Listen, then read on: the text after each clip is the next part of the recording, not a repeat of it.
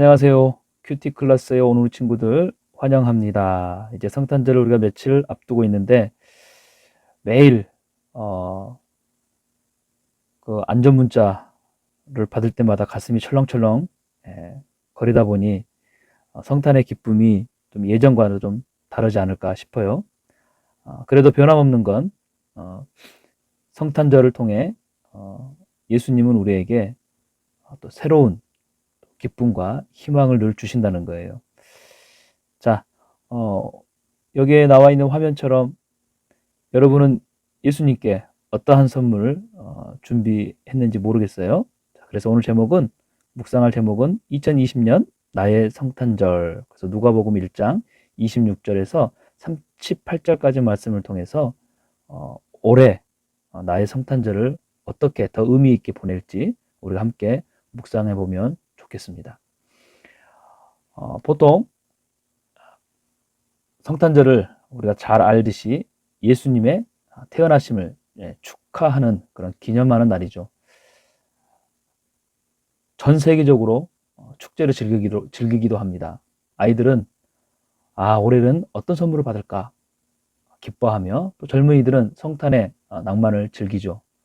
어른들은 성탄이 가져다주는 행복을 또 맞이하고 누리기도 합니다. 근데요, 참 재밌는 건 성탄의 주인공이신 예수님에 대한 믿음과는 상관이 없이 보내는 사람들도 많다는 거예요. 특별히 오늘 말씀을 통해서요, 성탄이 주는 참 의미를 모두 다 깨닫고 더욱 기쁘고 즐겁고 행복한 성탄절을 보내기를 목사님이 우리 친구들을 축복합니다. 매년마다 보내는 성탄절이지만 성탄의 시작은요, 2000년 전을 거슬러 올라가죠. 바로 어느 한 여자의 믿음에서 시작되었다는 겁니다. 이 여자의 이름은 우리가 알고 있죠. 누구요? 마리아 맞습니다. 마리아의 믿음을 통해 어떤 하나님의 일이 시작됐는지 우리가 오늘 말씀을 통해서 한번 살펴봤으면 해요. 당시 마리아는 약혼한 상태였어요. 그런데 어느 날 갑자기 천사가 나타나 결혼도 아직 안 한 처녀가 임신을 해서 아들을 낳을 것이라고 그렇게 전하게 됩니다. 자, 그 31절 말씀인데 같이 한번 읽어볼까요?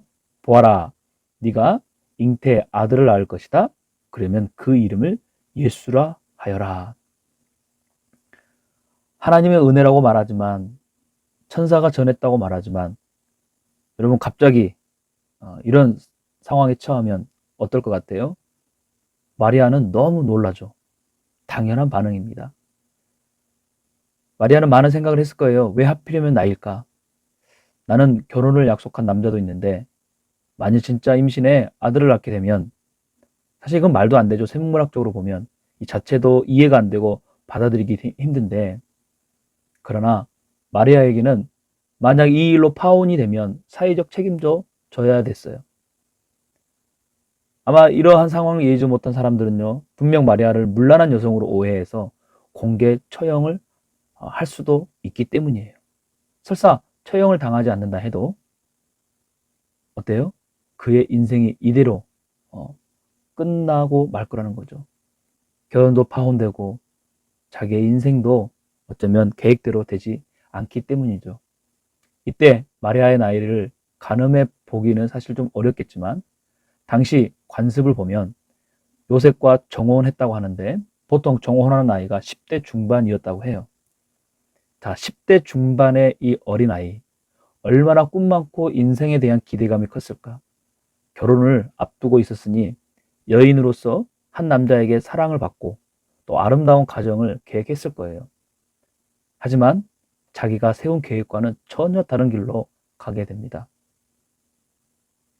마리아의 인생은 갑자기 찾아오신 하나님으로 인해 완전히 무너졌을까요? 아니에요. 이때 마리아는 선택합니다. 무엇을요? 믿음을. 어떤 믿음? 하나님께 순종하기로 결정하게 되죠. 이때 마리아에게는 전혀 다른 새로운 인생이 출발되고 시작되고 있음을 보게 됩니다. 그 마리아의 그 믿음의 고백의 말씀을 우리가 같이 한번 읽어볼게요. 38절입니다. 마리아가 대답했습니다. 보십시오. 저는 주의 여종입니다.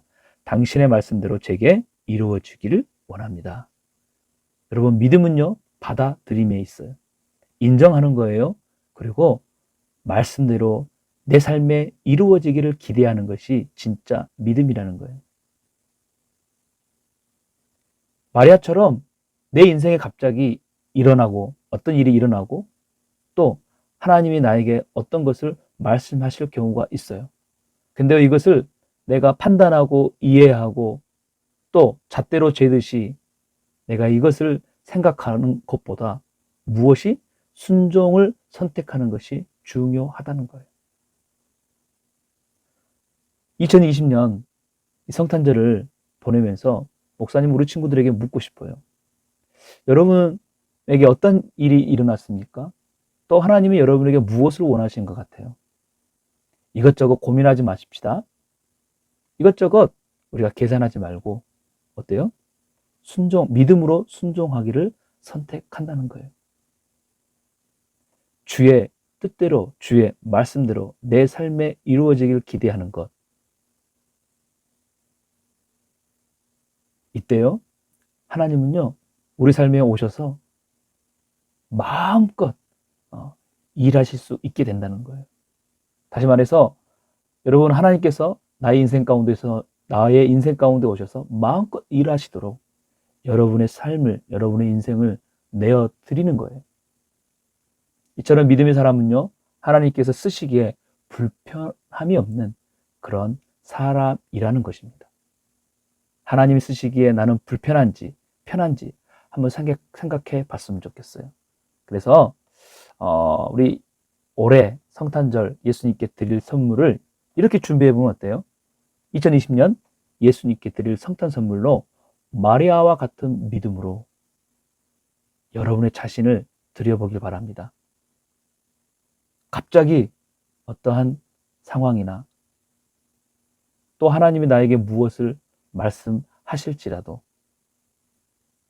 내가 믿음으로 순종하기를 결정하는 것. 아마 이 마음을 보고 여러분이 드릴 선물을 보고 얼마나 예수님이 기뻐하실지 상상이 되죠? 그런 성탄절을 우리 모든 친구들이, 우리 부초 친구들이 보내기를 바랍니다. 기도하십시다. 하나님, 마리아와 같이